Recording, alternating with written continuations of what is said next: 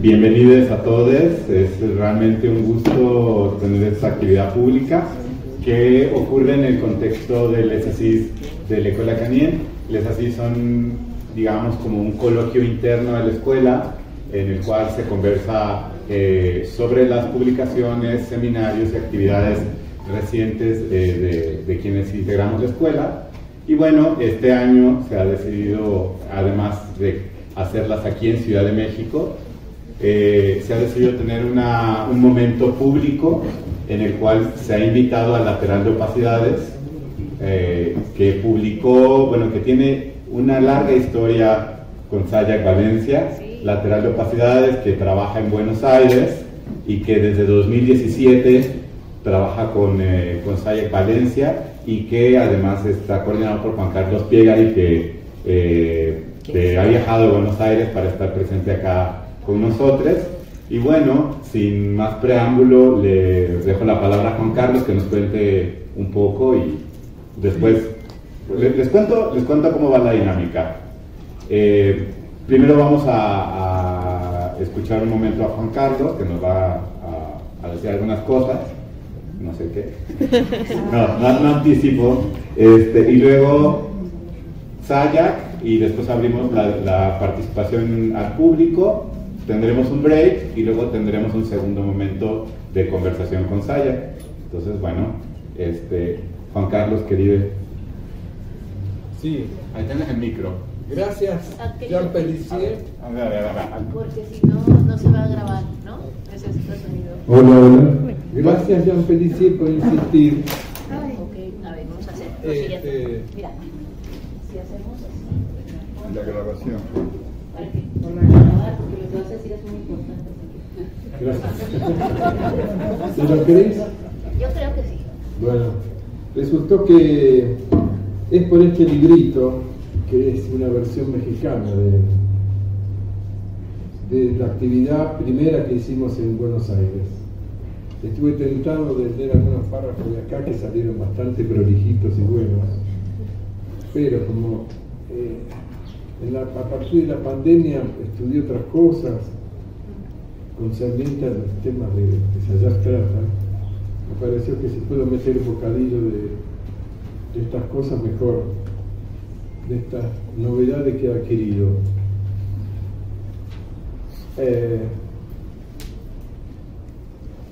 Hay que agradecerle a Patricia Garrido que en un coloquio en Buenos Aires se leyó el poema que abre el libro de Capitalismo Gore, que se llama This is Tijuana. Ese poema resonó con tal fuerza en el coloquio que fuimos a buscar enseguida el libro y leímos el libro y nos entusiasmó porque caía justo en algo de lo que veníamos haciendo, en el hilo de lo que veníamos tratando de explorar.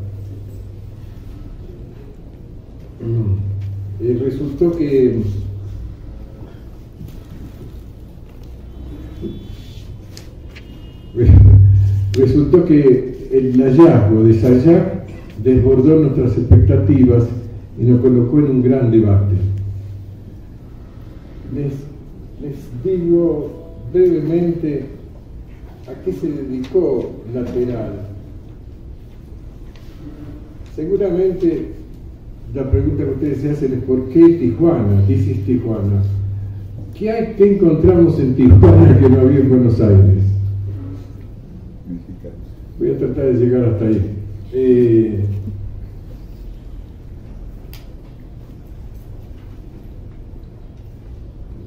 Va un breve elogio de acuerdo.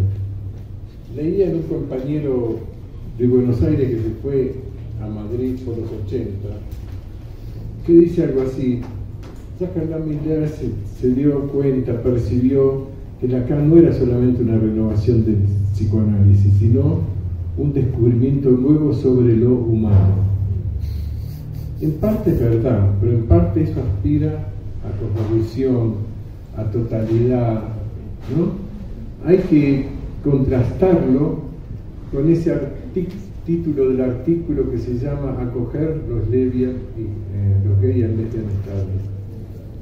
¿Qué es eso? Es una apertura que implica que afuera de la cosmovisión supuesta hay algo, afuera de la masa enunciada de Lacan hay algo. Para mí ese título obró como la caída de un muro. Bien, segundo punto.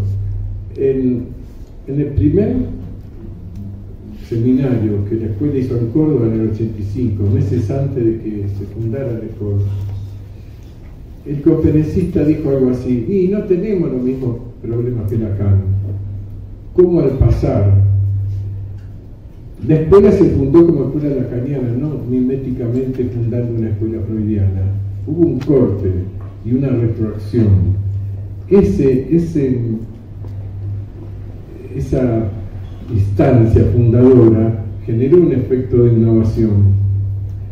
Pronto, en el primer número de la revista y en el segundo, nosotros le agregamos algo así como: no tenemos los mismos problemas que Lacan, ni tenemos los mismos problemas que en París.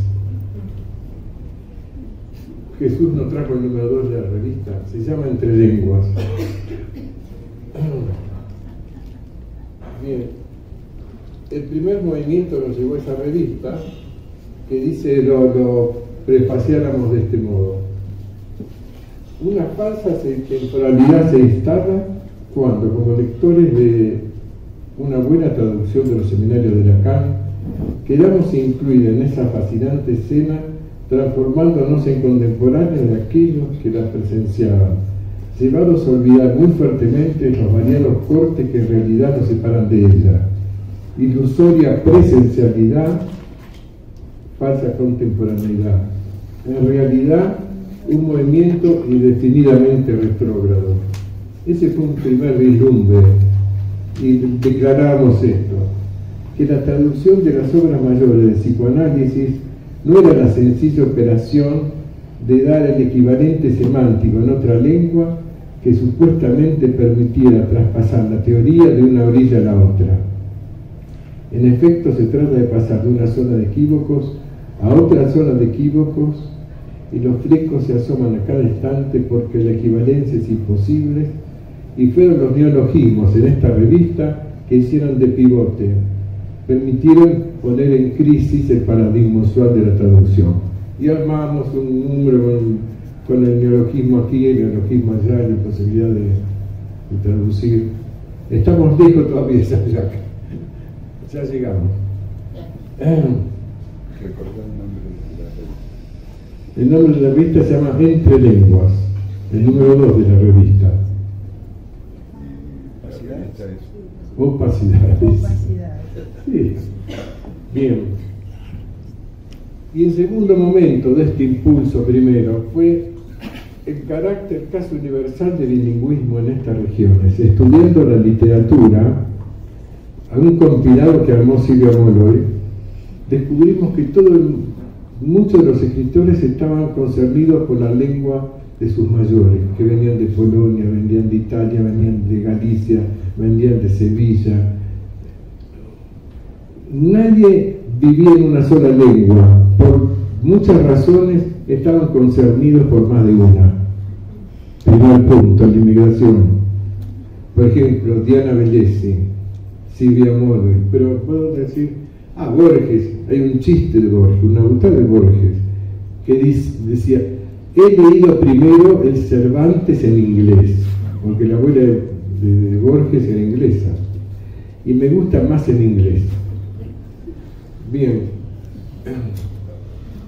Después, María Eugenia Escobar pertenece a nuestro grupo íntimo de Lateral. Ella nos conectó con unos periodistas, Perón se llama, que estaba haciendo fuerza para que se declarara el guaraní idioma oficial de Paraguay. Ustedes saben que en Paraguay la lengua, no sé si la lengua madre, pero la mayor parte de los hablantes son en guaraní. Bien, uno de los problemas es,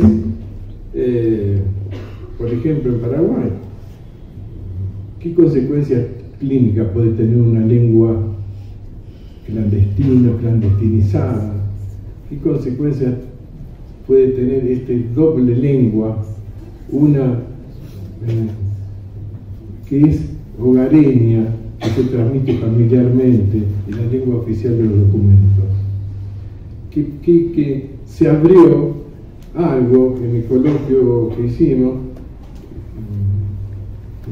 presentó un trabajo María Eugenia, que no lo pudimos publicar dado un conjunto de circunstancias, en que vinieron los pueblos originarios a traer su mensaje, sus problemas con la lengua y su espiritualidad, y resulta que nos dejaron a medio hacer algo de las palabras de cada idioma.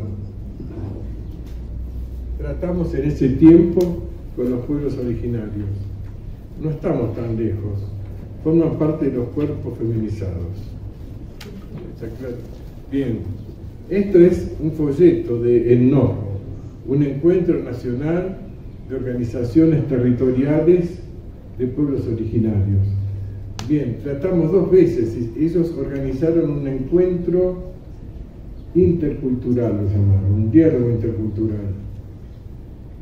Nos interesó primero hacer unas entrevistas y las entrevistas hacíamos de antropólogo mal. Entonces ellos mismos dieron el paso de organizar un encuentro formal, bien abierto, llamado intercultural. La interculturalidad es esencial a cómo ellos quieren presentarse. El segundo punto es que terminé mis entrevistas con un gusto amargo. El último que entrevisté me decía: nos queda el silencio y la vergüenza.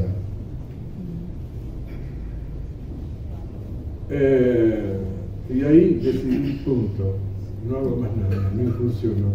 Y yo iba a preguntar qué había sido de las espiritualidades ancestrales, qué conservaban de todo eso. Pero me parece que hay una ruptura de la memoria también. Por lo tanto, les digo, el experimento fue un golpe también. Y el problema es que esta organización, después que vino el neoliberalismo, fue echada de la protección de un ministerio y entraron a ser perseguidos. Se inventó un terrorismo mapuche, que lógicamente está justo en las tierras donde está la segunda reserva de petróleo y de gas del mundo, entonces quiere militarizarla. Entonces, bueno, el país nuestro es un desastre. Les decía, esto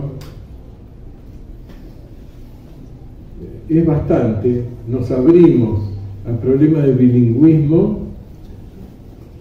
Por ejemplo, en varias provincias del noreste en Argentina se habla guaraní, ¿no? Entonces, obviamente hay un bilingüismo. Podría ser interesante ver qué hay con ese bilingüismo en la clínica, qué pasa con las 2 lenguas, etc. Pero eso lo que quiero decir es que tuvimos que salir en este sentido. Si bien estudiar Lacan, estudiar el seminario es como un movimiento de volver hacia atrás, hacerse Lacan, hacerse con la interlocución de Lacan, estudiar de Lévi-Strauss, volver a ese tiempo es necesario. A los textos que Lacan estudió, al diálogo con Sully hemos hecho. Es un momento. El otro punto es que uno después tiene que aterrizar en las coordenadas en las que habita, trabaja, practica. Aterrizar ahí, ¿cómo podría decirlo? No, tampoco es natural. Hay que hacer un gesto, hay que hacer no digo esfuerzo, pero hay que hacer algo practicable, sí, practicable. Digo, nos sirve un poco haber hecho un recorrido con algunos autores que ahora les voy a nombrar.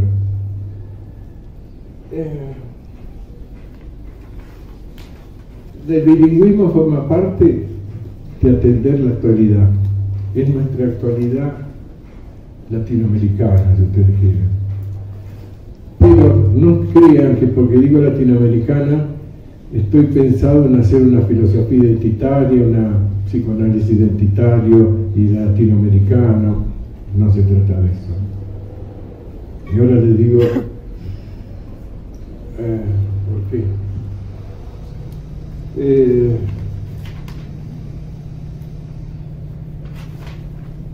Le doy 3 clases de la violencia que recibimos en nuestro recorrido.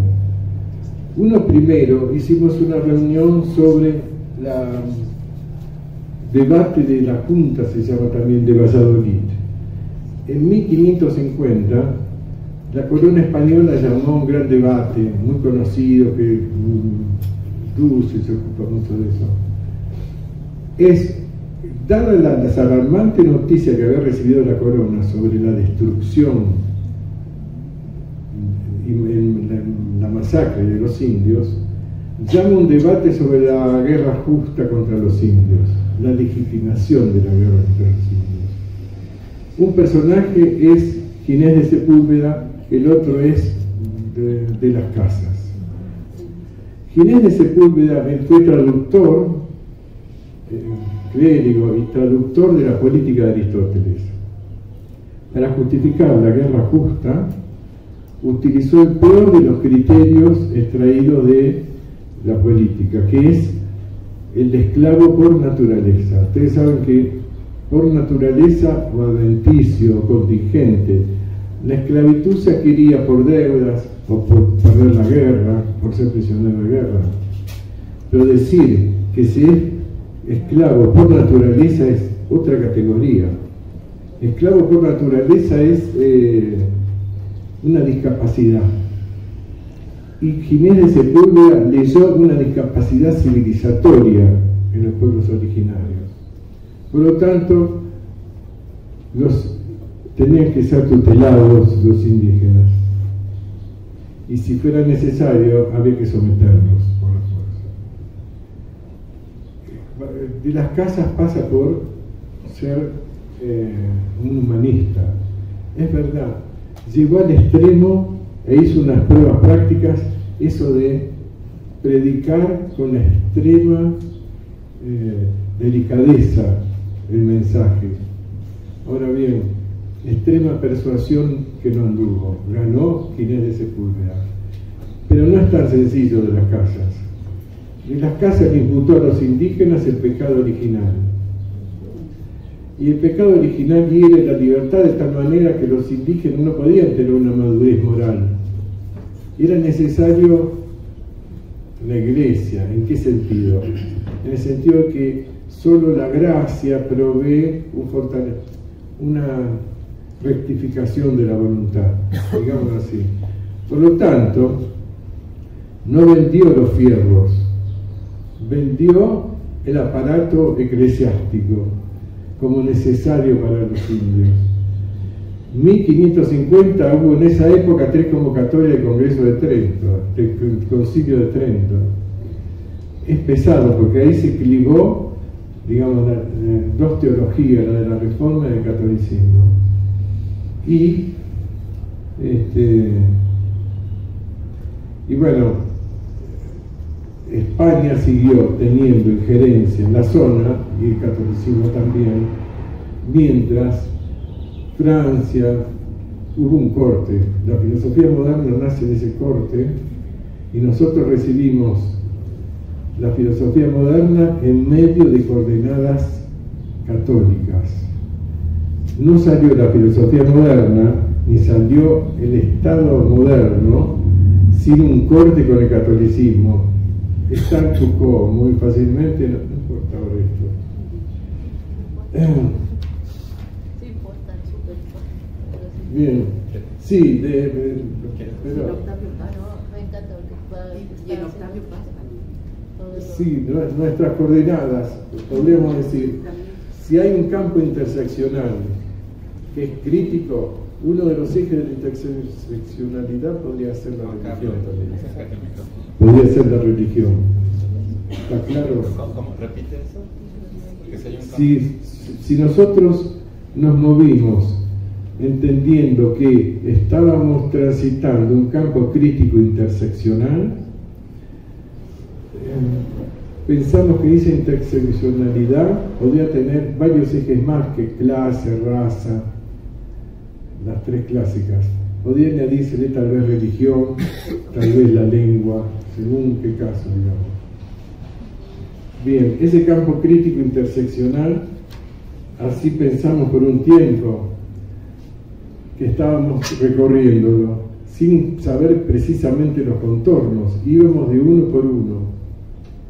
Les decía, la segunda flash de la violencia es que para el primer número de la revista invitamos a Flavio Rapizardi, una persona que estaba a cargo del área queer del Centro Roja de la Universidad de Buenos Aires. Flavio Rapizardi nos dio una charla, habló mucho de la CLO, ellos tenían toda una inscripción en ese ámbito y saben ustedes que alimentó y sostuvo toda una tarea política que desembocó en las 3 leyes de género. Ahora bien, nos invitaron a un congreso, coloquio, no me acuerdo cómo se llamaba, Cuerpos Ineludibles, para el 2004. Cuando estuvimos todo el día, yo llevé los libritos de l'école, en francés, que vendía en francés, no compró nadie. Batre, ¿no? Fue mi manera de conseguir entrar sin quedar de afuera, digamos. Bueno,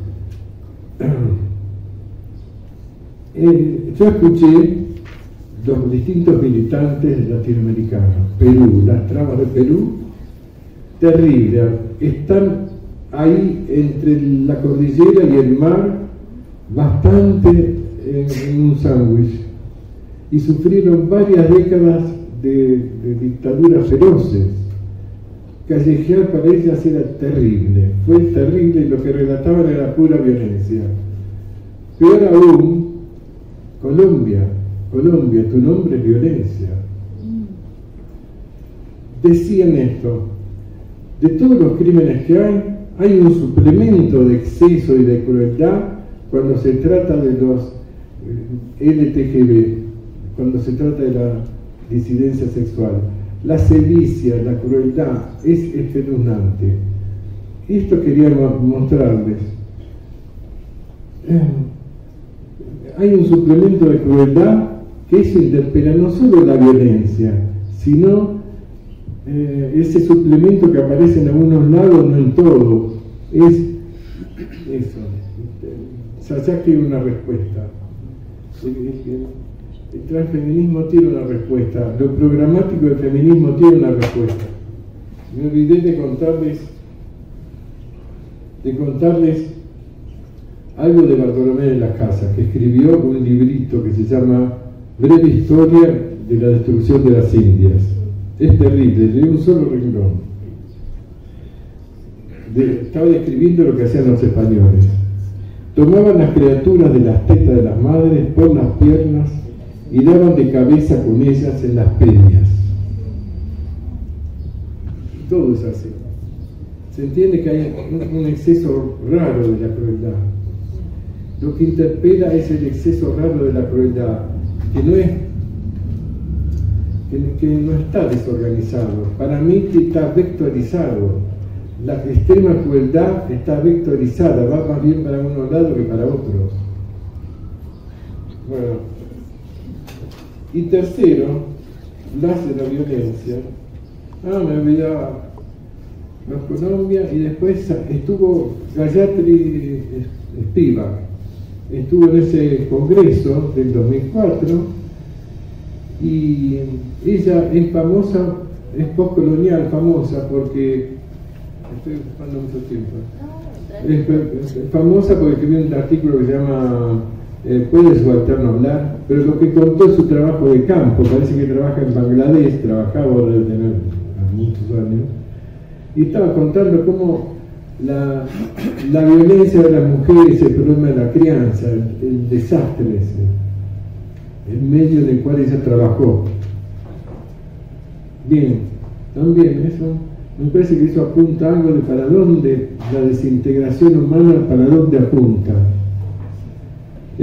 También, como en Buenos Aires hay un coloquio postcolonial, congreso postcolonial cada 2 años, y periodismo postcolonial, escuché una vez las afrodescendientes de Cali. Es impresionante el trabajo que toman. Hay una casa de la mujer, una cosa así, que hace un trabajo de esclarecimiento y práctico. Se ocupan de rescatar los problemas de las mujeres de un lugar que tiene como una inercia ancestral. No sé, me imaginé las laderas de Cali, sí que las tienen. La pesadez de la tradición, la dificultad en adquirir movilidad social. Bueno, paso rápido a una cosa. ¿Qué es lo que nos dejó cerca de Sayac? Invitamos a una persona que descubrimos su texto, un par de personas, de Otto y María Marta Quintana. Escribieron un artículo sobre biopolítica y colonialidad, una crítica a Homo sapiens de Agamben. Ahí estamos. Estamos en lo siguiente: aterrizamos en el gran debate de la biopolítica. Ahí sigo, marqué una frasecita de Sayac muy sagaz. Sí, ese texto nos cambió, fue una encrucijada, porque nos sacó de tener que afiliarnos al decolonial, a lo postcolonial, no, porque empezamos a ver que había cruces. Tanta violencia. Sí, resultó que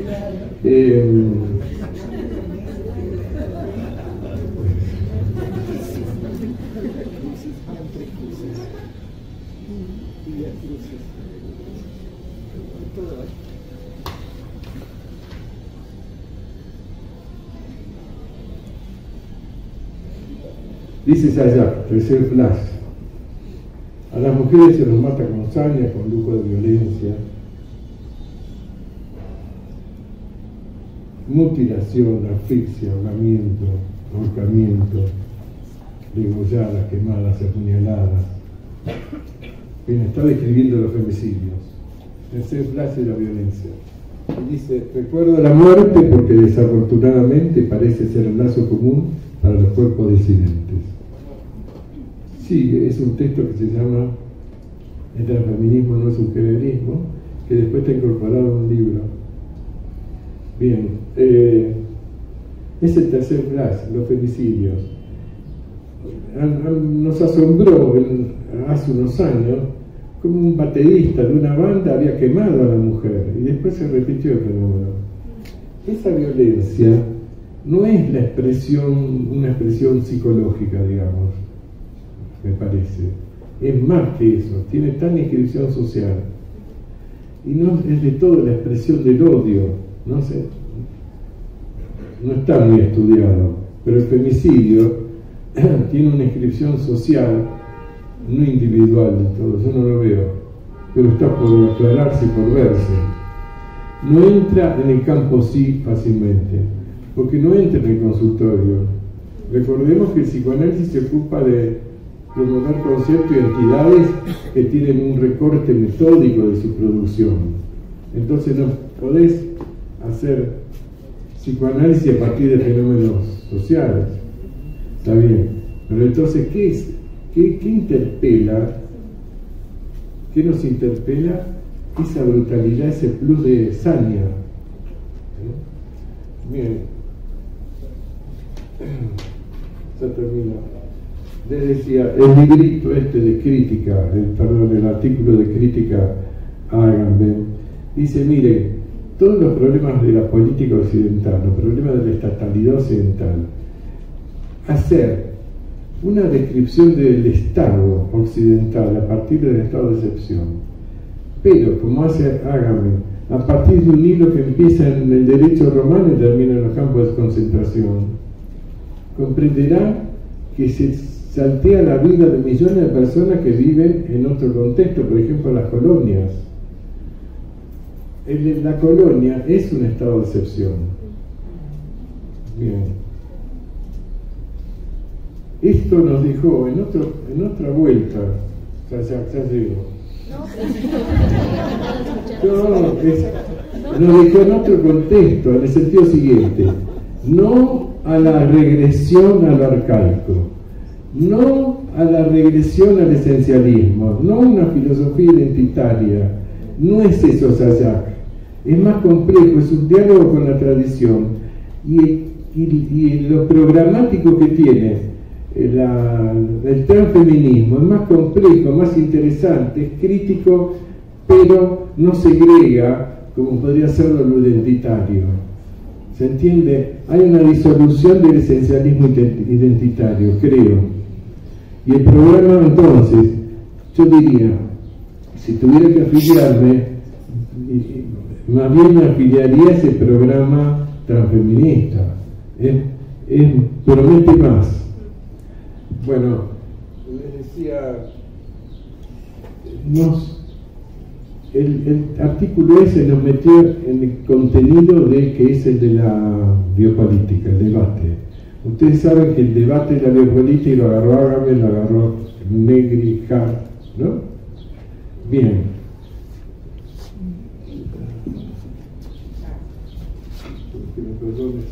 No, tranquilo. ¿Tienes para apuntar? Tengo. Genial. Mire, biopolítica. Está extraída del curso de Foucault. Lo importante es Mende, la intervención en ese campo de la biopolítica de Mende.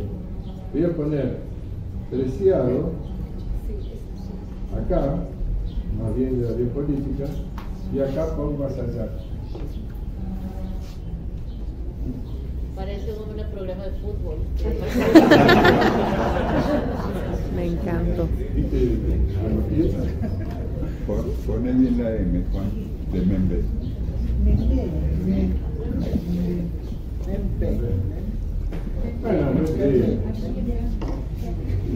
Membe, la intervención de Membe es decisiva para entender a Sayak. Membe hicimos un ciclo sobre Membe, nosotros en Buenos Aires. Membe escribió un libro que se llama Necropolítica, publicado con otro que se llama Gobierno Privado Indirecto, que se trata de la estatalidad en África.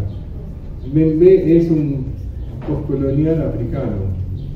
Si nos escribíamos a lo decolonial, nos perdíamos a Membe. Y a Bonaventura también. Bueno,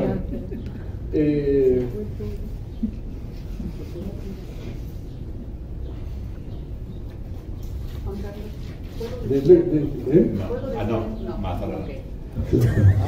Me encantó. Sorry. Vamos Muy con el tema sexy. yo hablo de Sayak, que es lo que nos interesó de Sayak. Eso, cómo interviene en el campo de la biopolítica basándose en la torsión que le dio Membe. Ella habla de necropolítica. La necropolítica de Membe interviene, dice que es insuficiente Membe la biopolítica. El problema es que hay un debate en el interior de la biopolítica de si la necropolítica es una parte especializada de la biopolítica o directamente es otra cosa, ¿no? La Ariana Esteve tiene un texto Sobre eso, que si es constitutiva o positiva. Sobre así. Sí, Ariana habla de si es constitutiva o exclusiva. Claro, esto es un debate interesantísimo. Pero ahí aterrizamos, ahí nos quedamos, porque, a ver, hay algo de método, de diálogo crítico, pero sin esencializar. ¿No? Es una cosa complicada pasar esta idea, pero a nosotros nos abrió la cabeza esta manera de trabajar y nos dio como contenido una discusión actual. Y después, obviamente, cuando leí el libro cita a Preciado, nosotros habíamos hecho la actividad sobre el texto Yonki, cita a Marx, a Hobbes, cita clásicos. Les leo una frase. Bueno, el libro está Antes aclaro, me parece que la tarea de la actividad de SAYAC tiene como 3 líneas. Una, ya digamos, la necropolítica, el necromercado, el necrocapitalismo, que es, primero, creo que primero describe el narcomundo, el mercado gore del narcomundo, y después hace un movimiento como generalizante, universalizante, que es traza un esbozo del devenir gore del capitalismo. Entonces son tal vez como 2 pasos, creí ver eso. Y ahora lo que veo en los últimos desarrollos es que hay como 3 líneas. Ese punto primero del libro, y después fue desarrollando las necroscopías o el campo de la escopia, y después algo que yo lo llamo programático, pero es el transfeminismo. Y bueno, se amplió mucho. Digo una frase muy, miren,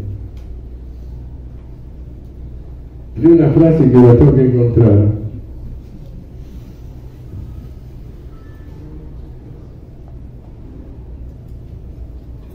Aquí está. Hay una frase que indicaría que muy joven, voy a hacer un elogio de César, a mí me pareció una madurez intelectual, tenía, muy joven. Tenía así. hace 15 años. Tenía hace 15 años, ahora... Se te fue eso un poco. En la página 64 del libro de mi edición, que no sé si es de Paidós o cuál, después de indicar esa dificultad de atravesar la opacidad del desarrollo actual del capitalismo sin usar alguna genealogía que ayude a iluminarlo, en su socorro usa texto yonki. ¿Se entiende la frase? Lo dice así: como la actualidad es opaca, y no es por esa opacidad que me enganché con Sasha.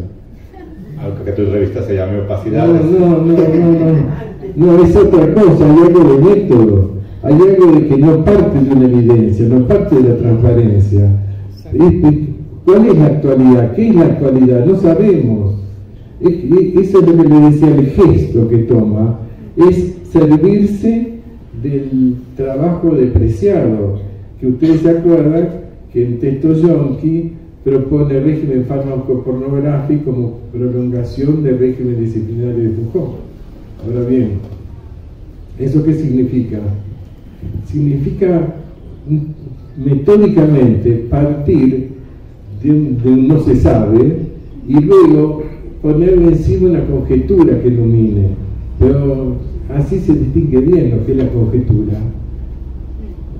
El carácter de conjetura en tanto tal. No de un discurso directo de la realidad, bla, bla, bla, no. Eso es lo que les decía que empecé a recibir yo de todos estos debates. El que me ayudó mucho a partir de la pandemia es Castro Gómez.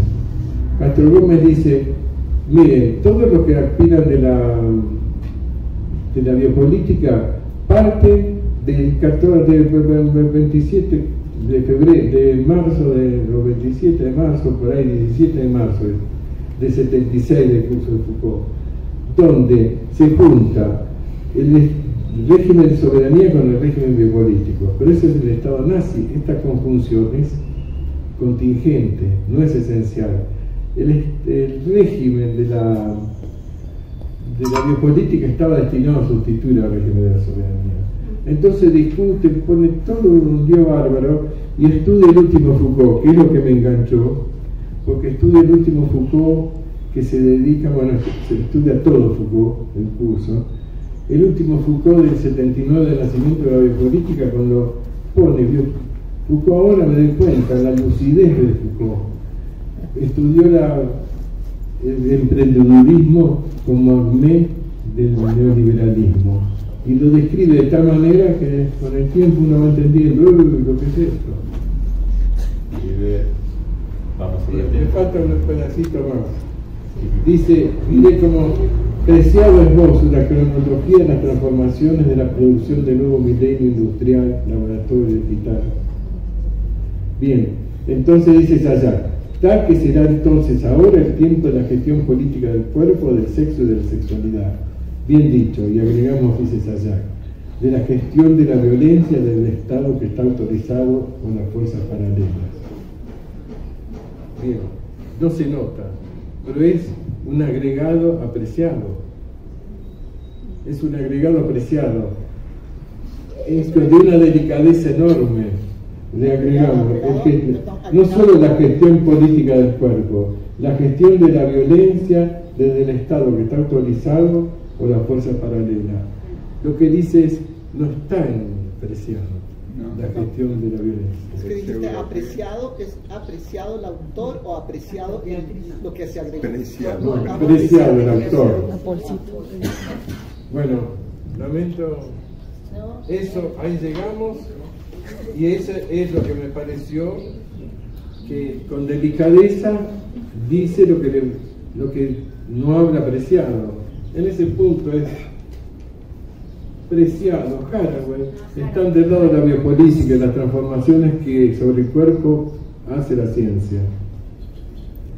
Pero Sayak abrió otra perspectiva que promete, una perspectiva de que, no sé, la biopolítica es insuficiente. Muchas gracias.